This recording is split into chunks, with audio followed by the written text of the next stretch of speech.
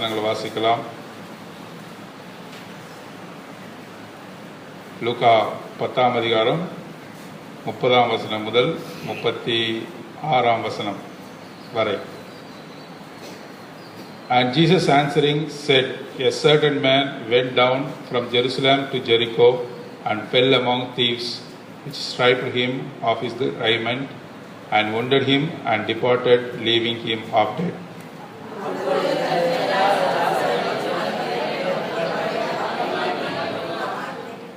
And likewise a Levite, when he was at the place, came and looked on him and passed by on the other side.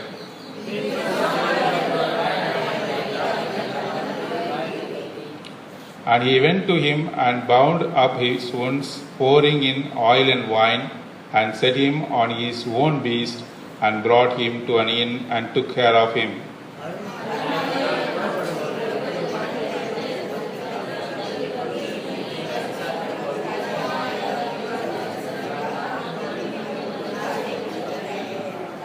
And now, which now of these three thinkest thou was neighbor unto him that fell among the thieves? 37 கூட.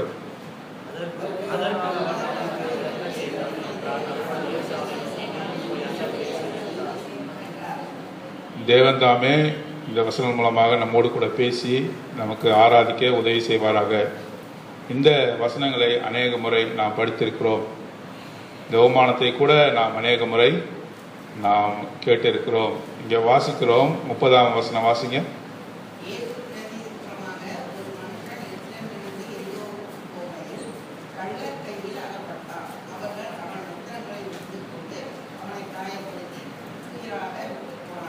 A certain man went down from Jerusalem to Jericho என்று பார்க்கிறோம். ஒரு மனுஷன் எருசலேமிலிருந்து எரிகோவுக்கு புறப்பட்டு போனான் என்று வாசிக்கிறோம். அவன் என்னத்துக்காக போனான் என்பதை இங்கே எழுதி வைக்கப்படவில்லை. ஆனால் ஒரு மனுஷன் என்று சொல்லப்பட்டிருக்கிறது.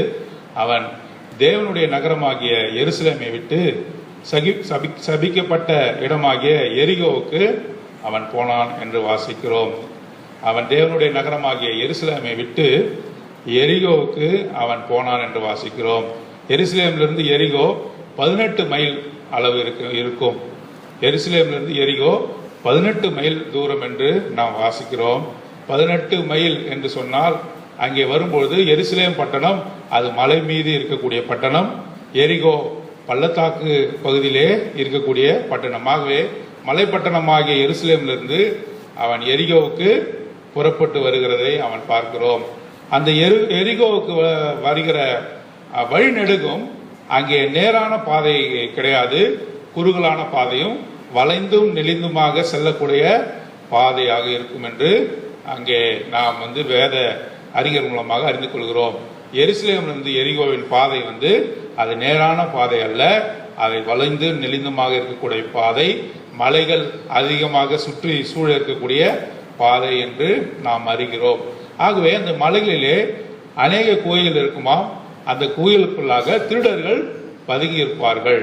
அங்கே போவோர் வருவோரை அவர்கள் மிரட்டி அல்லது சாகடித்து அவர்கள் அந்த பணத்தையும் மற்ற எல்லாவற்றையும் அவர்கள் எடுத்துக்கொள்வார்கள் என்று கூட நாம் அறிகிறோம். ஆகவே இந்த மலைகளிலே குகைகளிலே திருடர்கள் அதிகமாக இருந்து இந்த வழியாக வரக்கூடிய பயணிகளை அவர்கள் தாக்குவதனால் அந்த இடத்திற்கே பெயர் என்ன என்று சொன்னால் அது வே ஆஃப் பிளட் என்று சொல்கிறார்கள்.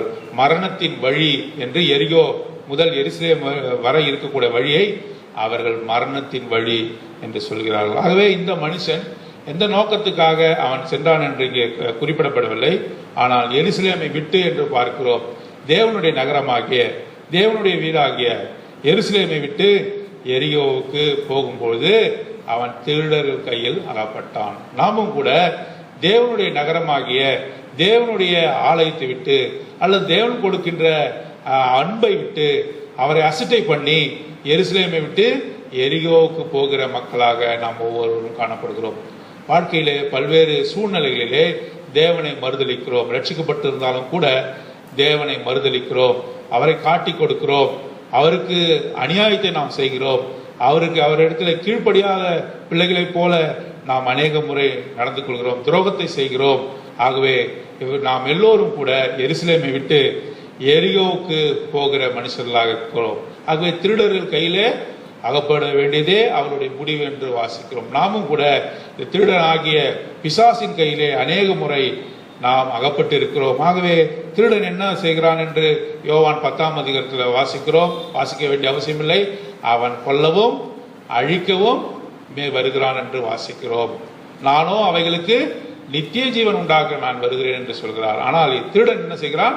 கொல்லவும் அழிக்கவுமே வருகிறான் என்று வாசிக்கிறோம். ஆகவே இவனை அவனுடைய வஸ்திரத்தை உரிந்து கொண்டு அவனை அடித்து காயப்படுத்தி குற்றுயிரமாக குலவீரமாக அங்கே விட்டு செல்வதை பார்க்கிறோம். they left him half dead என்று வாசிக்கிறோம். அவனுடைய உயிர் போன நிலைமையிலே, அவன் உயிர் ஊசலாடி கொண்டிருக்கிற நிலைமையிலே அவன் விட்டு போனார்கள் என்று பார்க்கிறோம். ஆகவே நம்முடைய நிலைமை கூட இப்படிப்பட்டதான சூழ்நிலையில் தான் ரட்சிக்கப்பட்டாலும் கூட அநேக முறை தேவனை விட்டு, தேவனுடைய நகரமாகிய எருசலேமை விட்டு, தேவனுடைய அன்பின் அரவணைப்பை விட்டு நாம் சென்ற மக்களாக இருக்கிறோம். ஆகவே நம்மை காப்பாற்றுவார் ஒருவரும் இல்லாதவர்களாக, நம்மை தேற்றுவார் ஒருவரும் இல்லாதவர்களாக, நம்மை ஆதரிப்பார் ஒருவரும் இல்லாதவர்களாக அந்த வழியிலே, அந்த இரத்தத்தின் வழியிலே நாம் கிடந்தோம். நம்மை ஆதரிக்க ஒருவரும் இல்லை. அங்கே 2ஆம் வசனத்தில் 31ஆம் வசனத்தில் வாசிக்கிறோம். அங்கே பார்க்கும்போது ஒரு ஆசாரியன் அங்கே கடந்து போகிறதை பார்க்கிறோம். ஒரு ஆசாரியன் தேவனிடத்திலே நெருங்கி இருக்கக்கூடியவன், தேவனிடத்திலிருந்து எல்லாவற்றும் நெருங்கி இருந்து ஆலயத்திலே அவன் தேவனுக்கு எல்லா விதமான பணிவிடைகளும் ஆராதனைகளும் விண்ணப்பங்களையும் செய்யக்கூடியவன் ஆசாரியன் என்று பார்க்கிறோம். அவன் பார்க்கும்போது அங்கே வாசிக்கிறோம் he saw என்று வாசிக்கிறோம். வாசிங்கள் 32ஆம் வசனம், 31ஆம் வசனம்.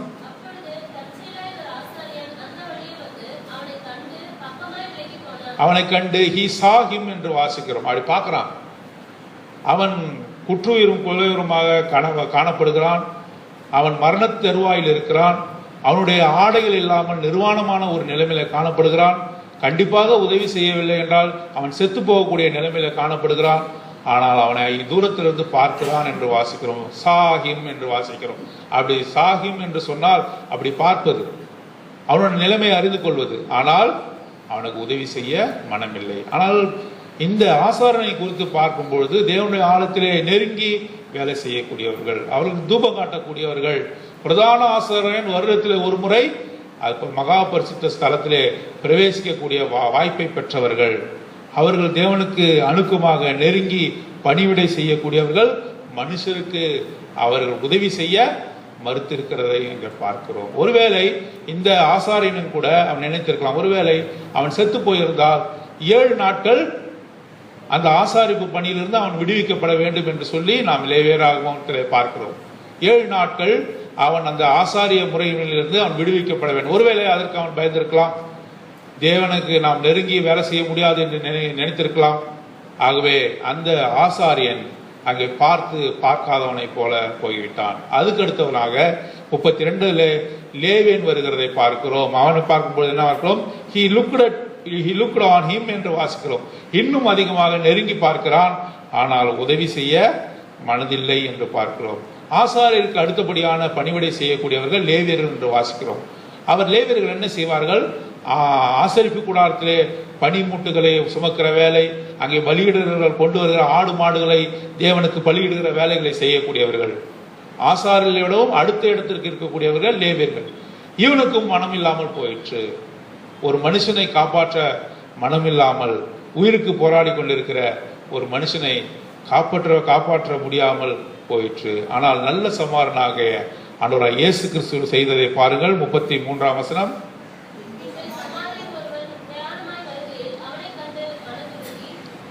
பாருங்க, but a certain man Samaritan as he was journeyed என்று வாசிக்கிறோம். சமாரியன் என்று குறிப்பிடப்பட்டிருக்கிறது. சமாரியர்கள் என்றால் என்ன என்று சொல்லி அநேக முறை உங்களிடத்தில் நான் பகிர்ந்திருக்கிறேன். சமாரியர்கள் என்று சொன்னால் அவர்கள் இஸ்ரவேலர்களில் பாதி என்று வாசிக்கிறோம். சமாரியர்கள் அசீரிய நாடு,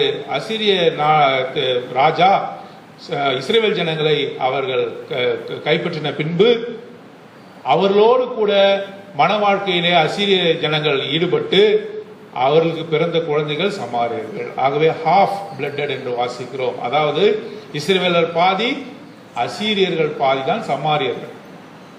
இஸ்ரவேலர்கள் பாதி, அசீரியர்கள் பாதி. ஆகவே இவர்களுக்கு பிறந்த குழந்தைகள் அது தூய்மையான இஸ்ரவேலர்கள் அல்ல என்று இஸ்ரவேலர்கள் முடிவு செய்து அவர்களுக்கென்று ஒரு இடத்தை ஒதுக்கினார்கள். அதுதான் சமாரியா பட்டணம். அந்த சமாரியா பட்டணத்தை ஒதுக்கினார்கள். இவர்கள் பாதி இஸ்ரவேலர்கள் என்று கணக்கிடப்பட்டார். ஒருவேளை இவர்கள் தெய்வத்தை வணங்கி இருக்கிறார்கள், ஆண்டவரை வணங்கி இருக்கிறார்கள். யோவான் 4ஆம் அதிகாரத்தில் வாசிக்கும் பொழுது அந்த சமாரிய ஸ்திரீ சொல்கிறார், ஐயனே உனக்கும் எனக்கும் என்ன என்று சொல்லுகிறார். நீர் யூதரா இருக்கிறீர், நான் சமாரியா இருக்கிறேன். என்னை போய் நீ எருசலேமிலே தொழுது கொள் என்று சொல்லுகிறீர். எங்களுடைய முற்பிதாக்கள் இந்த மலையிலே அவர்கள் தொழுது கொண்டார்கள், நாங்கள் எருசலேமுக்கு வரக்கூடாது என்று சொல்லி தன்னுடைய நிலைமையை சரியாக அவள் சொல்லுகிறதை பார்க்கிறோம். அப்பொழுது ஆண்டவராக இயேசு கிறிஸ்து சொல்கிறார், இந்த மலையில் மாத்திரமல்ல, எருசலேமில் மாத்திரமல்ல, உலகமெங்கும் தேவனை தொழுது கொள்ளும் காலம் வருகிறது என்று சொல்கிறார். ஆகவே இப்பொழுது அது நமக்கு கிடைத்திருக்கிறது. உலகமெங்கும், உலகின் மூளை முடுக்கெல்லாம் தேவனை தொழுது கொள்கிற காலத்திலே நாம் காணப்படுகிறோம். ஆகவே சமாரியர்கள் யூதர்களை விடவும் தாழ்ந்தவர்களாக அங்கு ஒதுக்கி வைக்கப்பட்டிருக்கிறார்கள்.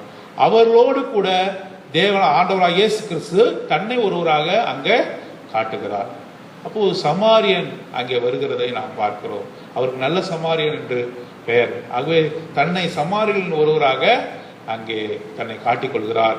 யோவான் 4ஆம் அதிகாரத்திலே அந்த கிணத்து அண்டையிலே சமாரிய ஸ்திரியை சந்திக்கிறதை, நடுநிசியை வேலையிலே சந்திக்கிறதை நாம் அங்கே பார்க்கிறோம்.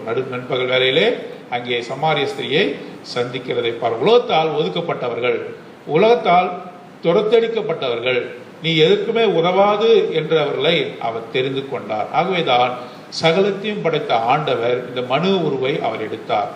பாருங்க, அவருடைய பிறப்பின் காரியத்தை நாம் பார்க்கும் பொழுது வரலாற்று ஆசிரியர்கள் சொல்கிறார்கள், அவர் மாட்டு தொழுவத்திலே கூட பிறக்கவில்லை, அவர் பிறந்த இடம் தெருவிலே பிறந்தார். வானசாஸ்திரிகள் நினைக்கிறார்கள் யூதருக்கு ராஜாவாக பிறந்தவர் எங்கே என்று சொல்லி ஏரோதினிடத்திலே போய் விசாரிக்கிறதை பார்க்கிறோம். அவர்களுடைய நினைவெல்லாம் என்ன? ஒரு ராஜா அரண்மனையில தானே பிறக்க வேண்டும். ஒரு ராஜா எல்லாவற்றையும் ராஜ அரண்மனையிலே எல்லா சுகபோகங்களோடு கூட தானே காணப்பட முடியும். இவர் எப்படி இங்கே பிறக்க முடியும் என்று சொல்லி வானசாஸ்திரிகள் நட்சத்திரம் வழிகாட்டினாலும் கூட அவர் நேராக அரண்மனைக்கு செல்வதை பார்க்கிறோம். ஆனால் யூதருடைய ராஜா எங்கே பிறந்தார்? தெருவிலே பிறந்து மாட்டு தொழுவத்தின் முன்னணியிலே அவர் கெடுத்தப்பட்டார் என்று வாசிக்கிறோம். தன்னை தாழ்த்தி கொண்டார். மிகப்பெரிய ஐஸ்வர்யனாக இருந்தாலும் கூட தன் ஏழ்மை உருவை எடுத்தார். ஆகவேதான் பிலிப்பியர் 2ஆம் அதிகாரம் 9, 10, 11 வாசிக்கிறோம், தேவனோடு இருப்பதை அவர் கொள்ளையாடின பொருளாக எண்ணாமல் தம்மை தாமே தாழ்த்தி வெறுமையாக்கி அடிமையின் ரோபம் எடுத்து சிலுவையின் மரண பரியந்தமும் தன்னை தாழ்த்தினார். அவர் எப்படி தாழ்த்தினார்? தன்னை சிலுவையின் மரண பரியந்தமும் தன்னை தாழ்த்தினார். அடிமையின் ரூபம் எடுத்தார். மனுஷ சாயலானார். மனுஷ சாயலானால் மனுஷர்கள் போல கூட அவரால் வாழ முடியல. அடிமையின் ரூபம் எடுத்தார். கடைசி தன்னுடைய இன்னுயிரையே சிலுவையின் மரணம் மூலமாக தாழ்த்தினார். அதுதான் தாழ்மை, அதுதான் தேவனுடைய தாழ்மை. தன்னை தாழ்த்தினார் என்று வாசிக்கிறோம். ஆகவே சமாரியர்களின் ஒருவராக அவர் தன்னை காட்டிக்கொள்கிறார். சமாரியர்களின் ஒருவராக அவருடைய காட்டிக்கொள்கிறார். எவ்வளவு பெரிய அன்பு பாருங்க. இங்க பாருங்க, இந்த சமாரியன் செய்கின்ற வேலையை நாம் பார்க்கிறோம். 33, 34 வாசிங்க.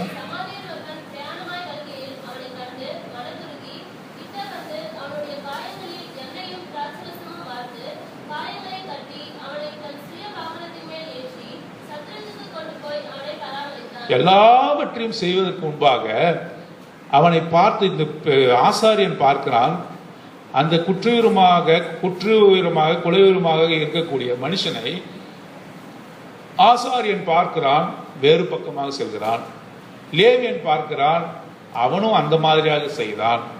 இவர் போன உடனடியாக என்ன செய்கிறார்? முதலாவதாக இரக்கம் கொள்கிறார் என்பதை பார்க்கிறோம். உருக்கம் கொள்கிறார் என்று பார்க்கிறோம். He had compassion on him என்று வாசிக்கிறோம். முதலாவதாக மனதுருகிற தேவன். முதலாவது அந்த மனதுருக்கம் நமக்கு வேண்டும். ஆண்டவர் காட்டுகிற காரியம் என்ன? மனதுருக்கத்தோடு தேவனை நாம் ஆராதிக்க வேண்டும். மனதுருகினார் என்று வாசிக்கிறோம். உடனடியாக தன் கடமை இது என்று செய்துவிடவில்லை. ஒருவேளை நாம் யாராவது அடிபட்டிருந்தால், யாருக்காவது உதவி செய்ய வேண்டியிருந்தால், பல பிரச்சனைகளை மாட்டிக்கொண்டிருந்தால், நான் கிறிஸ்தவனாக இருக்கிறேன், ஆகவே இது எனது கடமை என்று அநேகர் செய்கிறோம். நானும் கூட அப்படித்தான். நான் ஒரு கிறிஸ்தவனாக இருக்கிறேன் என்று நான் சொல்லுவேன். இப்போ நான் கோர்ட்டில் கூட அநேக வக்கீலோடு கூட நான் பழகும்பொழுது நான் ஒரு சில சமயங்களுக்கு சொல்லியிருக்கேன், என்னால் உங்களை போல பேச முடியல, ஏன்னா நான் கிறிஸ்தவனா இருக்கேன். உங்களை போல என்னால் பேச முடியல, ஏன்னா நான் கிறிஸ்தவனா இருக்கிறேன் அப்படின்னு சொல்றேன். ஏன் அப்படி சொல்றேன்? கிறிஸ்தவனா இல்லைனாக்கா இதெல்லாம் நான் பேசுவேன்னு அர்த்தம். ஸோ நான் கிறிஸ்தவனா இருக்கிறதுனால இதெல்லாம் எனக்கு தடை செய்யப்பட்டிருக்கிறது என்று நான் சொல்லுகிறேன். இது எந்த அளவுக்கு சிறந்தது என்பதல்ல, இதை விடவும் சிறந்தது எதுன்னா கம்பேஷன் என்று நாம் வாசிக்கிறோம். கடமையாக எந்த காரியமும் தேவன் செய்தவர் அல்ல. நான் தேவனா இருக்கிறேன், ஆகவே இவர்களுக்கு நான் அன்னாகாரம் கொடுக்க வேண்டும். நான் தேவனா இருக்கிறேன், ஆகவே இந்த 10 குஷ்டரோகியை நான் சுஸ்தமாக்க வேண்டும். தேவனாக இருக்கிறேன், ஆகவே புல் பூண்டுகளை மச்சங்களை எல்லாவற்றையும் நான் இவர்களுக்கு கொடுக்க வேண்டும், இவர்களை ஆசீர்வதிக்க வேண்டும் என்று அர்த்தம் அல்ல. முதலாவதாக அவளது மனதுருக்கத்தினால் அப்படி செய்தார். மனுஷன் மீது கொண்ட அன்பினால் அப்படி செய்தார். மனதுருகினார் என்று வாசிக்கிறோம். உடனடியாக இந்த சமாரியன் சென்று அவனுக்கு செய்ய வேண்டிய காரியங்கள் எல்லாம் செய்யவில்லை என்பதற்கு செய்வதற்கு முன்பாக அவர் செய்த காரியம் என்ன? முதலாவதாக மனதுருகினார். மனதுருக்கம் என்று என்றால் என்ன அர்த்தம் என்று சொன்னால், நாம் அவனுடைய இடத்திற்கு செல்வது. When we are put into the situation of the injured person or the person in need, அவனுக்கு எப்படி தலைவலிக்குமோ அல்லது அவன் எப்படிப்பட்ட கடன் தொல்லையிலே அவன் காணப்படுகிறானோ அந்த இடத்திலே நம்மை வைத்து பார்ப்பது, நான் அவனாக மாறுவது, அவனுடைய வலிகளை நான் சுமந்து கொள்வது, அதுதான் மனதுருக்கம். எனக்கு இப்படிப்பட்ட ஒரு காரியம் நேர்ந்தால், என்னுடைய ஆடைகள் பறிக்கப்பட்டு அந்த இரத்த வழியிலே அடிபட்டு உதைப்பட்டு குற்றுயிராகவும் குலையுறமாக நான் கிடந்தால் எப்படி இருக்குமோ அந்த நிலைமையை அந்த சமாரியன் உணர்ந்தான். இதுதான் கம்பேஷன். தான் அப்படி கிடப்பது போல, தனக்கு அப்படிப்பட்ட ஒரு நிலைமை நேர்ந்தது போல உணர்வதுதான் கம்பேஷன், மனதுருக்கம். ஆகவேதான் ஆண்டவராக இயேசு கிறிஸ்து சிலுவையிலே மரிக்கும் பொழுது சொல்கிறார், அவர் தாங்கள் என்ன செய்கிறோம் என்று தெரியாமல் அவர் செய்கிறார் என்று சொல்கிறார். அது மாத்திரமல்ல, அந்த பாவத்தினுடைய காரியத்தை அவர் சுமந்தார் என்று நாம் வாசிக்கிறோம். This is the faithful saying and worthy of all acceptation that Christ Jesus died for us என்று வாசிக்கிறோம். பாவத்தின் அகோரத்தை தன்மேல் சுமந்து கொண்டார். அதுதான் அவர் மனதுருக்கம். மனதுருகினார் என்று பார்க்கிறோம். அன்பை நம் மீது பொழிந்தார் என்று பார்க்கிறோம். ஒருவேளை இந்த தேவன் நியாய தீர்ப்பின் பொழுது மகா உக்கரம் உள்ள தேவனாக காணப்படலாம், ஆனால் இப்பொழுது மனதுருகிற தேவனாக இருக்கிறார்.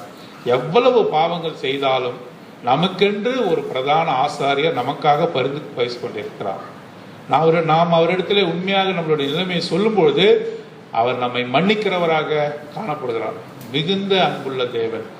1 யோவான் 4ஆம் அதிகாரம் 8ஆம் வசனத்தில் வாசிக்கிறோம், காட் இஸ் லவ். 1 யோவான் 4ஆம் அதிகாரம் 16ஆம் வசனத்தில் வாசிக்கிறோம், தேவன் அன்பாகவே இருக்கிறார், காட் இஸ் லவ் என்று வாசிக்கிறோம். 1 கொரிந்தியர் 13ஆம் அதிகாரம் 11ஆம் வசனத்தில் வாசிக்கிறோம், God of love and peace என்று வாசிக்கிறோம். அன்புக்கும் சமாதானத்துக்கும் காரணராகிய ஆண்டவராகிய இயேசு கிறிஸ்து என்று வாசிக்கிறோம். அவர் அன்பு மிகுந்தவர் என்று வாசிக்கிறோம். அவர் அன்பாகவே இருக்கிறார் என்று சொல்லி 1 யோவான் 4ஆம் அதிகாரம் 8ஆம் வசனம் 16ஆம் வசனத்தில் கூட God is love என்று வாசிக்கிறோம். தேவன் அன்பாகவே இருந்தார், அவர் அன்பாகவே இருந்தார் என்று சொல்லி வாசிக்கிறோம். அவர் அன்பின் காட்டும் விதமாக அவர் என்ன செய்தார்? எபேசியர் 5ஆம் அதிகாரம் 2ஆம் வசனத்தில் அவர் சொல்லுகிறார், as Christ loved us and gave himself unto us as the offering and sacrifice, a sweet smelling savor என்று வாசிக்கிறோம். நம்மை நேசித்து நமக்காக தமது ஜீவனை கொடுத்து தேவனுக்கென்று சுகந்த வாசனையாக அவர் மாறி போனார் என்று சொல்லி எபேசியர் 5ஆம் அதிகாரத்திலே நாம் வாசிக்கிறோம். அன்பின் வெளிப்பாட்டை தமது மரணத்தின் மூலமாக அவர் காண்பித்தார். நான் உங்களை நேசிக்கிறேன் என்று சொல்வது மாத்திரமல்ல, அவர் நம்ம தன் மரணத்தின் மூலமாக அதை செய்து காட்டினார் என்று வாசிக்கிறோம். 1 யோவான் 3ஆம் அதிகாரம் 1ஆம் வசனத்தில் வாசிக்கிறோம், behold the what manner of love the Lord the God has bestowed upon us என்று வாசிக்கிறோம். பாருங்கள் எவ்வளவு பெரிய அன்பை தேவன் நமக்கு காண்பித்தார் என்று சொல்லி 1 யோவான் 3ஆம் அதிகாரத்திலே நாம் வாசிக்கிறோம். 3:1 நாம் வாசிக்கிறோம். அது மாத்திரமல்ல, எபேசியர் 2ஆம் அதிகாரம் 4ஆம் வசனத்தில் வாசிக்கிறோம், for his great love he loved us என்று வாசிக்கிறோம். but God who is in mercy for his great love he loved us என்று வாசிக்கிறோம். மிகுந்த அன்பினாலே அவர் நம்மை நேசித்தார் என்று பார்க்கிறோம். எவ்வளவு பெரிய அன்பை அவர் சிலுவையின் மரத்தின் மூலமாக காண்பித்தார். ஒருவேளை நாம் நல்லவராக இருக்கையிலே அவர் மரிக்கவில்லை, நாம் பாவிகளாக இருக்கையிலே நமக்காக அவர் மரித்தார். பாவிகளாக மாத்திரமல்ல, அவருக்கு நாம் துரோகிகளாக இருக்கும்போது மரித்தார். துரோகிகளாக இருக்கும்போது மாத்திரமல்ல, சத்துருக்களாக இருக்கும்போது நமக்காக அவர் மரித்தார் என்று வாசிக்கிறோம். ரோமருக்கு எழுதின நிருபம் 5ஆம் அதிகாரம் 10ஆம் வசனம். ரோமருக்கு எழுதின நிருபம் 5ஆம் அதிகாரம் 10ஆம் வசனம் வாசிங்க. நாம் தேவனுக்கு சத்துருக்களாக இருக்கையில் அவருடைய குமாரின் மரணத்தினாலே, ஒருவேளை நாம் நல்லவர்களாகவும் இல்லாமல் தீயவர்களாக இல்லாமல் ஏதோ பிறந்தோம் இருந்தோம் என்பது போல நாம் இருந்து விடவில்லை. எனக்கு தேவன் பகைஞரும் அல்ல, நான் தேவனை நேசிக்கவனும் அல்ல, நான் ஒரு சாதாரண மனுஷன், நான் பிறந்தேன் வாழ்ந்தேன் என்பது மாத்திரமல்ல, தேவன் இங்கே திட்டம் தெளிவாக ரோமர் 5:10 சொல்கிறார், when we were enemies என்று வாசிக்கிறோம். நாம் தேவனுக்கு சத்துருக்களாக இருக்கும்போதே தமது குமாரனை அவர் மரிக்க கொடுத்தார் என்று வாசிக்கிறோம். 5ஆம் அதிகாரம் 8ஆம் வசனத்தில் வாசிக்கிறோம், but God commanded his love toward us when while we were yet sinners Christ died for us என்று வாசிக்கிறோம். வாசிங்கள்.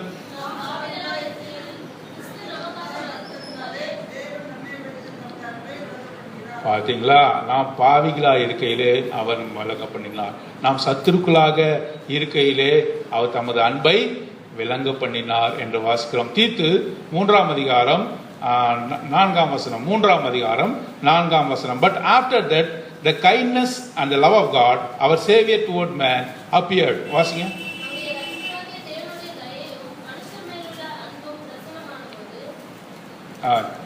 மனுஷர் மீதுடைய அன்பு பிரசன்னமானது போது, ஆங்கிலத்தில் நாம் வாசிக்கிறோம் பட் ஆஃப்டர் தட் என்று வாசிக்கிறோம். என்னது?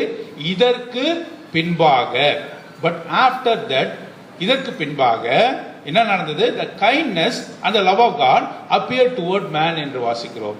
மனுஷருக்கு அவருடைய இரக்கமும் அவருடைய அன்பும் வெளிப்பட்டது. எப்பொழுது வெளிப்பட்டது?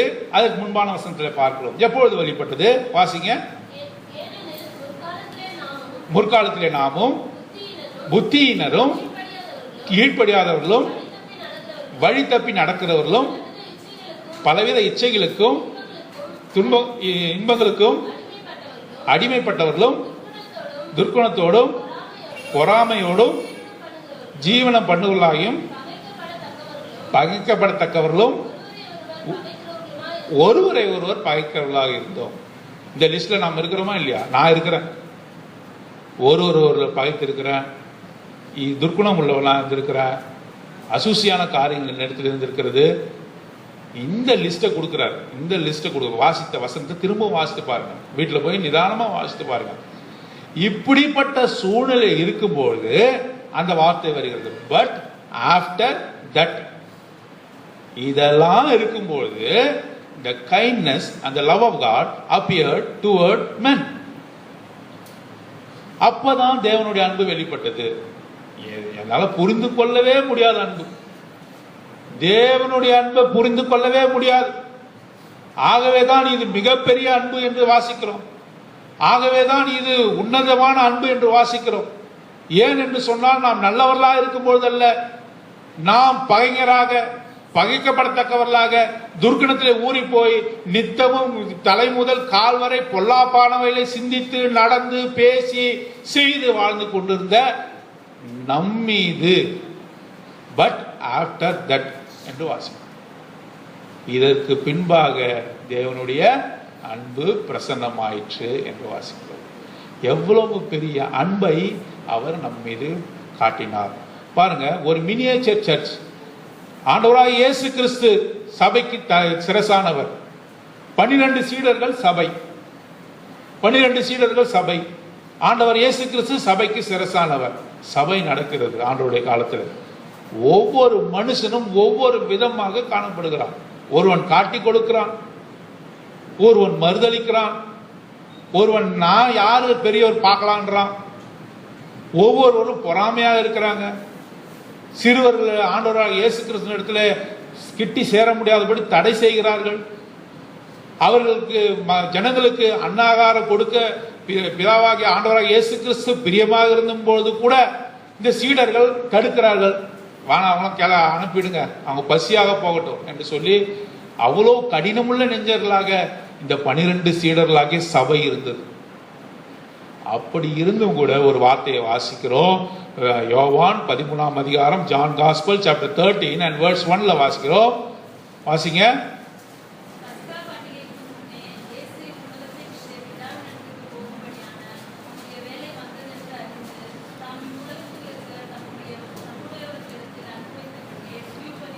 முடிவு பரியந்தமும் அவர்கள் மீது அன்பு வைத்தார். Having loved his own which were in the world, he loved them unto the end என்று வாசிக்கிறோம்.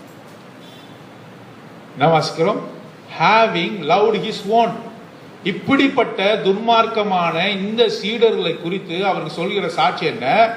Having loved his own என்று சொல்கிறார். அவர்களுடையவர்களை அவர்களுடையவர்களை அவர் நேசித்தார். அவர்களை அவர் நேசித்தார். யார் அவங்க? இப்ப நம்ம கேட்டது. இப்பேற்பட்ட ஷார்ட் கமிங்ஸ் உடையவர்களை, இப்பேற்பட்ட குறைபாடு உடையவர்களை அவர்களை நேசித்தார். Having loved his own which were in the world, he loved them unto the end. முடிவு பரியந்தமும் அவர்களை நேசித்தார் என்று வாசிக்கிறோம். யோவான் 15ஆம் அதிகாரம் 10ஆம் வசனத்துல வாசிக்கிறோம். கிரேட்டர் மேன், கிரேட்டர் தேன், வாசிங்க.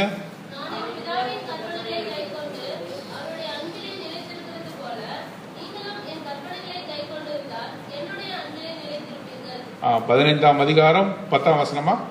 15ஆம் வசனம்.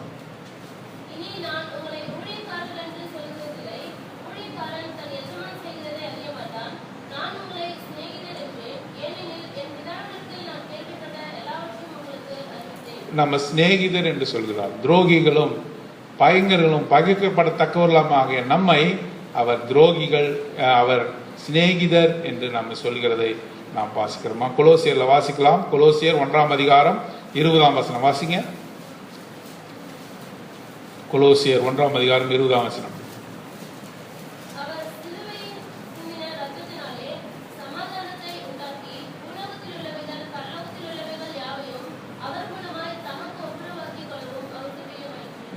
வசனம். முன்னே அந்நியராயும், பாருங்க, முன்னே அந்நியராயும் துர்க்கிரியினால் மனதிலே சத்துருக்களாகியும் இருந்த உங்களை பரிசுத்தராகவும் குற்றமற்றவர்களாகவும் கண்டிக்கப்படாதவர்களாகவும் தமக்கு முன் நிறுத்தும்படியாக உண்மையாகவே இந்த வசனத்தை நீங்க எப்படி புரிஞ்சுக்கிறீங்கன்னு எனக்கு தெரியவே இல்லை. இந்த வசனத்தை படிக்கும் போது நான் அழுதே போயிட்டேன். இந்த வசனத்தை எப்படி புரிஞ்சு கொள்றதுன்னு எனக்கு சொல்லவே முடியல. இது எப்படி நான் வியாக்கியானம் பண்றதுன்னு தெரியல. மனதிலே சத்துருக்களாகும், நித்தமும் மனதிலே அவருக்கு தீங்கான காரியத்தை செய்கிறவர்களாகும், பொல்லாப்பான சிந்தனைகளை உடையவர்களாகும், தேவனுக்கு முரட்டாட்டம் உள்ள ஜனங்களாகும், அவர் ஒன்று சொன்னா நாம ஒன்று செய்கிறதாயும், கீழ்ப்படியாமையின் பிள்ளைகளாகும், மனதிலே சத்துருக்கிறான். ஏலியனேட்டட் அண்ட் எனிமீஸ் இந்த மைண்ட்னு சொல்றாரு. சிந்தையிலே நம்ம என்ன பண்றோம்? செயல்களால் மாத்திரம் காண்பிக்கல, நம்ம சிந்தையிலே நம்ம என்ன பண்றோம்? அவருக்கு சத்துருக்கள் என்று விளங்க பண்ணுகிறோம். இப்படிப்பட்டதான சூழ்நிலையிலே அவர் நம்ம எப்படிப்பட்டதாக மாற்றி இருக்கிறார். இந்த ஒரு வசனமே போதும் ஆண்டவர் ஆராதிக்க. வாசிங்க இந்த வசனம் 22ஆம் வசனம். இந்த body of his flesh through death, அவருடைய மாமிசத்தின் மரணத்தினாலே, தன்னை மரணத்திற்கு ஒப்பு கொடுத்ததுனாலே டு பிரசன்ட் யூ. எதற்காக மரணத்துக்கு அவர் ஒப்பு கொடுத்தார்? தேவன் எதற்காக, ஆண்டவராகிய இயேசு கிறிஸ்து தன்னை மரணத்திற்கு எதற்காக ஒப்பு கொடுத்தார்? திரும்பவும் சொல்றேன், மரணத்திற்கு எதற்காக ஒப்பு கொடுத்தார்? உன்னை to present you holy, unblameable, unreproveable to in his sight என்று வாசிக்கிறோம். தேவனுக்கு முன்பாக வாசிங்கள் அந்த வசனத்தை. கொலோசியர் 1:22.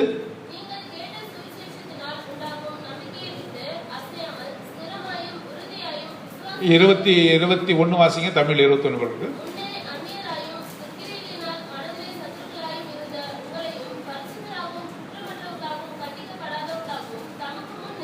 கண்டிக்கப்படாதவர்களாகவும், ஒன்றுமே செய்யாதது போல, குழந்தைகளைப் போல, இவர்கள் தவறே செய்யாதது போல, அன்பிளேமபிள் என்று வாசிக்கிறோம். குற்றம் சுமற்றப்பட முடியாத நிலைமையில் இருக்கக்கூடியவர்களைப் போல நம்மை அவர் தமது மரணத்தின் மூலமாக பேர்பட்ட ஒரு அன்பை நமக்கு காட்டினார் என்று வாசிக்கிறோம்.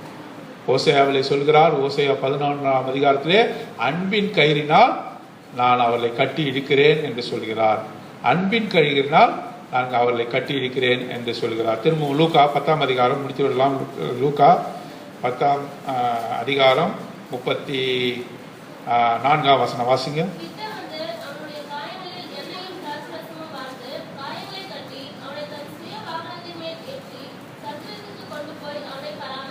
ஆகவே ஆண்டவராகிய இயேசு கிறிஸ்து நல்ல சமாரியனாக செய்த வேலையை பார்க்கிறோம். முதலாவதாக கிட்ட வந்து பார்க்கிறார். முதலாவதாக மனதுருகினார்.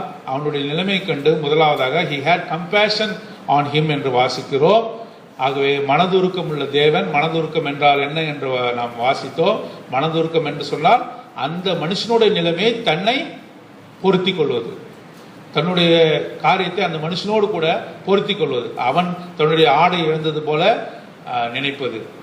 நாம் குற்றுயிரும் குலையுருமாக அந்த இரத்த வீதியிலே இருப்பதை போல நாம் நினைத்துக் கொள்வதுதான் கம்பேஷன். அந்த நிலைமைக்குள்ளாக நாம் செல்வதுதான் அது மிகுந்த மன உருக்கம் என்று வாசிக்கிறோம். அது மாத்திரமல்ல, அவன் கிட்டே வந்து பார்த்து எண்ணெயும் திராட்சரசத்தையும் அங்கே வார்த்து அவனை சுகப்படுத்தினார் என்று வாசிக்கிறோம். எப்பேற்பட்ட ஒரு அன்பை இந்த தேவன் நமக்கு காட்டினார் என்பதை பாருங்கள். இந்த அன்புக்கு ஈடாக நாம் என்ன செய்ய முடியும்? ஆகவேதான் இஸ்ரவேல் ஜனங்களிடத்திலே சொல்கிற ஒரு சில வார்த்தைகளை வாசித்து நாம் முடிக்கலாம். எசேக்கியேல் 16ஆம் அதிகாரம் 4, 5, 6 வசனங்கள் வாசிங்க. சத்தமாக வாசிங்க. எசேக்கியேல் 16, 4, 4ஆம் வசனம், 5ஆம் வசனம், 6ஆம் வசனம். உன்னுடைய பிறப்பின் வர்த்தமானம் என்னவென்றால், நீ பிறந்த நாளிலே உன் தொப்புள் அறுக்கப்படவில்லை, நீ சுத்தமாவதற்கு தண்ணீரினால் குளிப்பாட்டப்படவும் இல்லை, உப்பால் சுத்திகரிக்கப்படவும் இல்லை, துணிகளில் சுத்தப்படவும் இல்லை, உனக்காக பரிதவித்து நன் ஐ பிட்டீடு தி. வாசிங்க. நன் ஐ பிட்டீடு தி. உனக்காக பரிதவிக்கிறவர்கள், உனக்காக மனதுருகிறவர்கள் யாரும் இல்லை. வாசிங்க.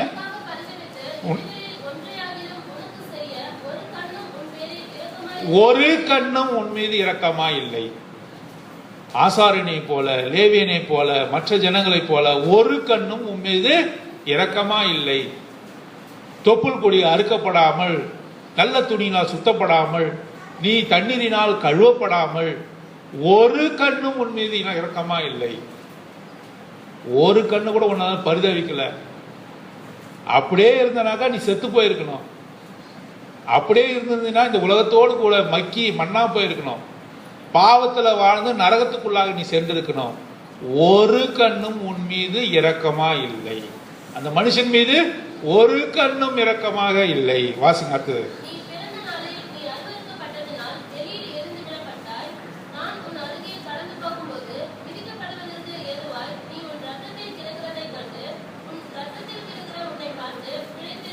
பிழைத்திரு என்றேன். லிவ் என்று வாசிக்கிறோம் ஆங்கிலத்தில்.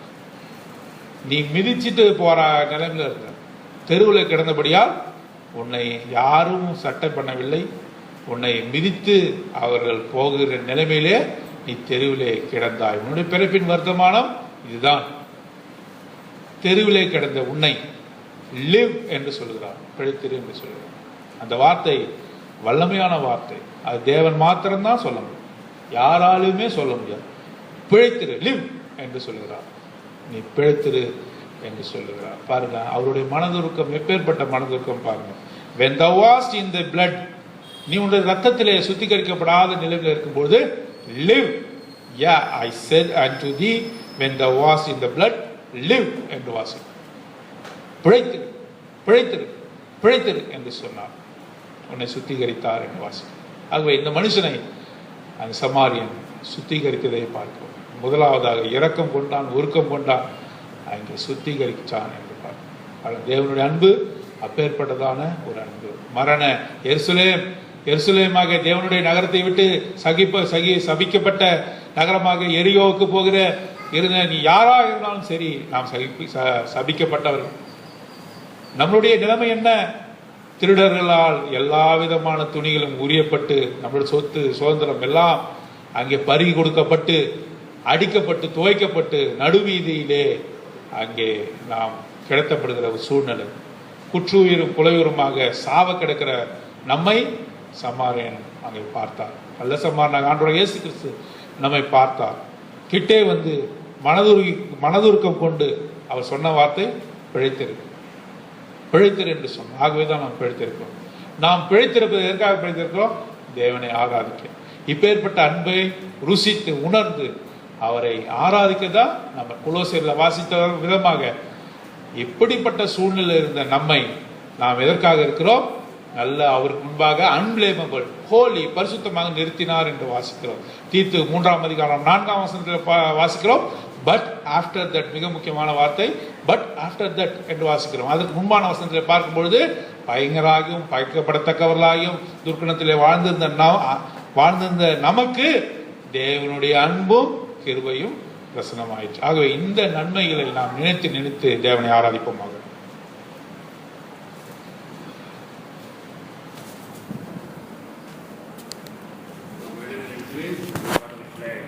எண்பத்தி 5வது பாட்டிலே பாடலாம். கர்த்தர் மிகுந்த இறக்கவும்